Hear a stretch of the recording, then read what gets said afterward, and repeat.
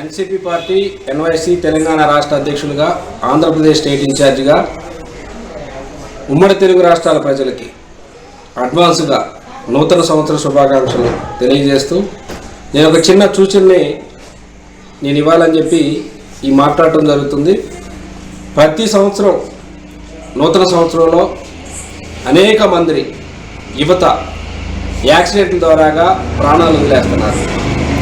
నూతన సంవత్సరం అనేది పాత జీవితంలో ఎంత కష్టపడ్డామో, ఎన్ని ఇబ్బందులు ఎదుర్కొన్నామో మనం అవన్నీ కూడా మళ్ళీ నెక్స్ట్ వచ్చే సంవత్సరంలో మనకు రాకోకుండా నూతన సంవత్సరాన్ని ఘనంగా జరుపుకోవడాన్ని నూతన సంవత్సరం అంటాం. కానీ ఇక్కడ ఏంటంటే పరిస్థితి, ఈ యువకులు 18 సంవత్సరాల నుంచి 25 సంవత్సరాల వరకు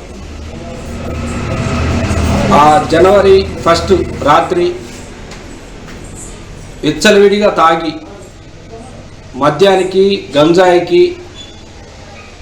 మాదక ద్రవ్యాలకి అలవాటు పడిపోయి ఒక్కొక్క బండి మీద 3 నుంచి 4, మళ్ళీ ఆ స్పీడు 100 పైన ఉంటుంది. వీళ్ళు కాకుండా వెళ్ళే వాళ్ళకు కూడా యాక్సిడెంట్ జరుగుతుంది. ఈరోజు మనం చూస్తున్నాం పరిస్థితి. చాలామంది నా కళ్ళ ముందు చనిపోయినటువంటి పిల్లలు ఉన్నారు. దయచేసి నా విన్నపం ఏంటంటే, పోలీస్ డిపార్ట్మెంటు ఉక్కుపాదం మోపి ఇప్పటికీ గంజాయి, మాదక ద్రవ్యాలు, మత్తుకి బానిస అవ్వకుండా చాలా వరకు కంట్రోల్ చేయాలని ప్రయత్నం చేస్తున్నారు పాపం వాళ్ళు. పండగ రోజున మన ఇళ్లలో పండగలు జరుపుకుంటుంటే పోలీస్ అధికారులు మాత్రం ఫ్యామిలీలు వదిలిపెట్టి రోడ్ల మీద ఎవరికి యాక్సిడెంట్ జరగకుండా, ఎక్కడ ఎటువంటి సంఘటనలు జరగకుండా వాళ్ళు కాపలాలు ఉంటున్నారు. అయినా కానీ వీళ్ళు జరిగేది జరుగుతూనే ఉంది. ఒకటే గుర్తుపెట్టుకోండి యువత, మీ మీద మీ కుటుంబం ఆధారపడి ఉంది.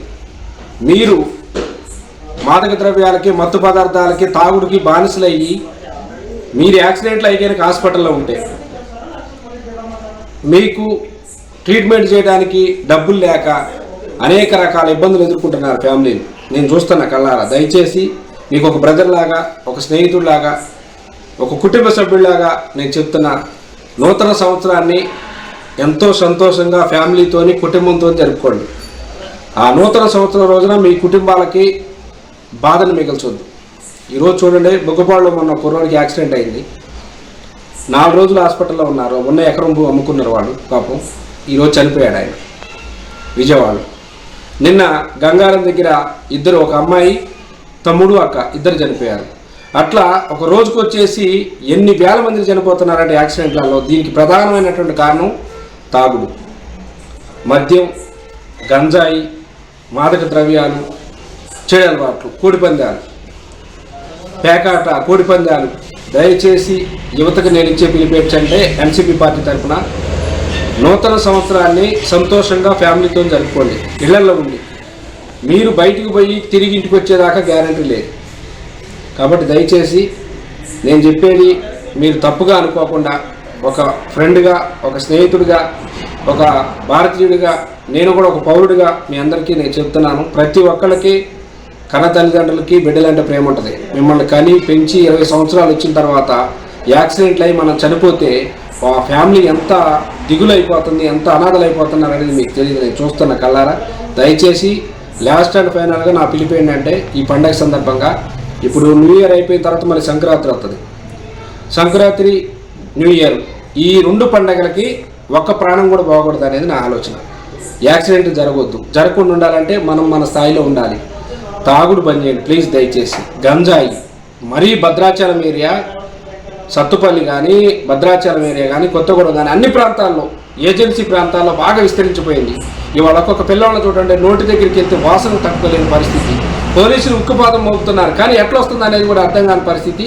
దయచేసి మీ జీవితాలు మీ చేతుల్లోనే ఉన్నాయి కాబట్టి మీ ఫ్యామిలీని మీరు గుర్తుపెట్టుకొని, మీకోసం మీ ఫ్యామిలీలు ఉన్నాయి.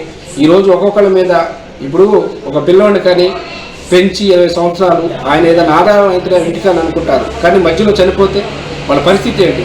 దయచేసి మీకు చేతులెత్తి మొక్కుతున్నా నేను, మాదక ద్రవ్యాలకు దూరం అవ్వండి, మత్తు పదార్థాలకు దూరం అవ్వండి, తాగుడు బంద్ చేయండి, చెడు వ్యసనాలు బంద్ చేయండి, కోడిపందాలు, పేకాట్లు ఇలాంటివి చేసుకోవద్దు.